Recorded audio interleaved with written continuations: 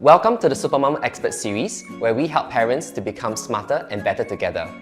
You ask the questions, we find the answers, and learn together in the Supermom parenting community. I'm Kenneth from Supermom, and in this episode, we learn all about Respiratory Syncytial Virus, or known as RSV, the leading cause of childhood hospitalizations due to its infectious nature.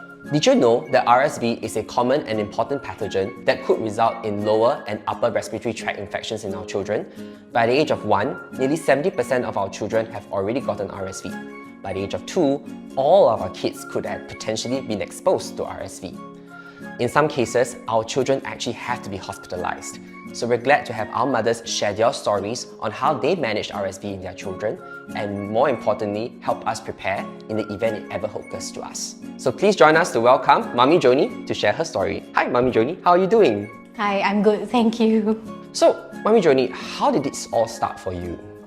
So I think it actually started off with just flu-like symptoms, runny nose, some coughing, and then it eventually developed into like high fever, right? So it was hovering between 38 to 40 degrees Celsius. Then I think the fever actually lasted about 3 days. So during those 3 days, we actually gave ibuprofen medication for the high fever.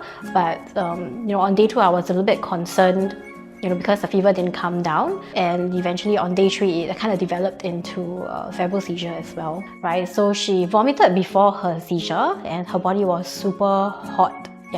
And during that time was quite scary. I was quite hysterical when the seizure actually happened. So I actually asked my husband to quickly call the ambulance, while keeping her in check as well, ensuring that she was breathing, because during the seizure her lips and her face actually turned blue. So I was actually quite scared that I was going to lose her. She was quite motionless as well. I think that actually happened during day 3.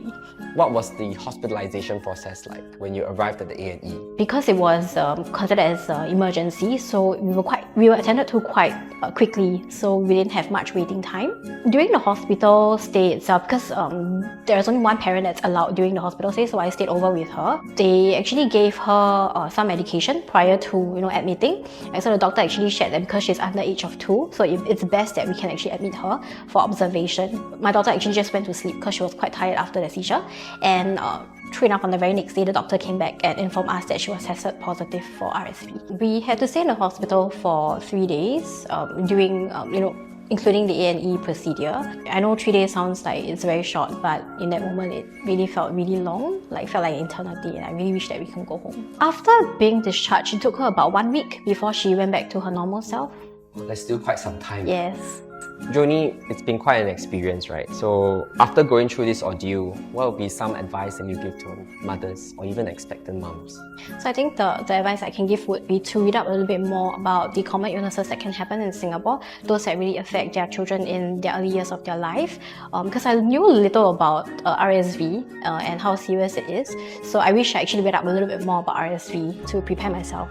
Another thing is, if let's say they do have like a common cold or they have high fever, it's sometimes good to actually check, because that could be an underlying infection that's ongoing. And I think most importantly, to keep themselves updated with the vaccination schedules. And for expectant mothers, they can actually consult their OB/GYN to find out more about how they can protect their children from RSV. Thank you very much, Mommy Joanie, for your sharing. It's really important for us to care for our children and, where possible, protect them through vaccination. As always, consult your OB/GYN to get the best recommendations for yourself. And that is it for this episode for the Supermom Expert Series. I'm Kenneth from Supermom. Till next time, see you soon. Bye!